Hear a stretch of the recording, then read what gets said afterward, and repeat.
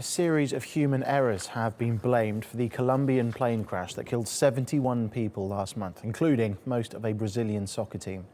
Aviation authorities say the plane took off without enough fuel to safely complete the flight. The pilot also failed to stop midway to refuel. Investigators say the flight plan did not meet international standards, but they ruled out sabotage or mechanical problems.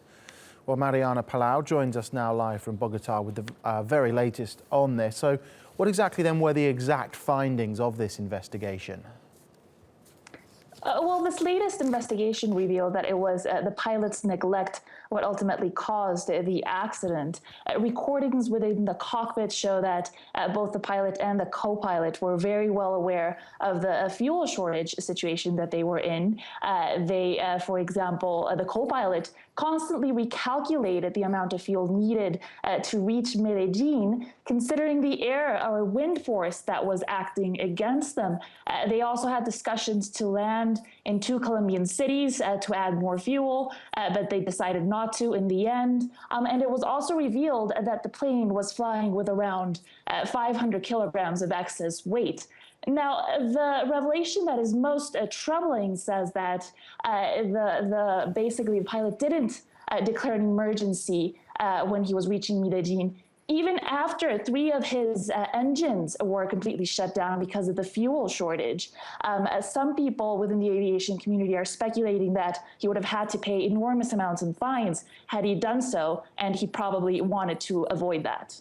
This isn't the only investigation, is it, that's been looking into the cause of the crash? The Bolivian government released one a few days ago. Do they have similar findings?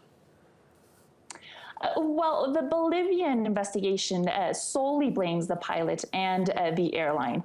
The Colombian investigation reaches that conclusion as well, but it does raise questions as to how effectively the Bolivian authorities handled the situation. So, look, since the beginning, the Colombian authorities have been uncomfortable, at least a bit, with the Bolivian investigation. They say the last word is held by the country in which the accident occurred, and that Bolivia was imprudent in releasing their investigation before. They also say that their investigation was hindered because one aviation authority in Bolivia restricted their access to the dispatch where the flight plan was basically submitted before the plane took off. And they're also saying that the Bolivian authorities authorized the plane to take off, even with a flawed flight plan that had an unacceptable amount of fuel with it. So while they're not directly blaming the Bolivian officials for the accident, they are raising questions as to what actions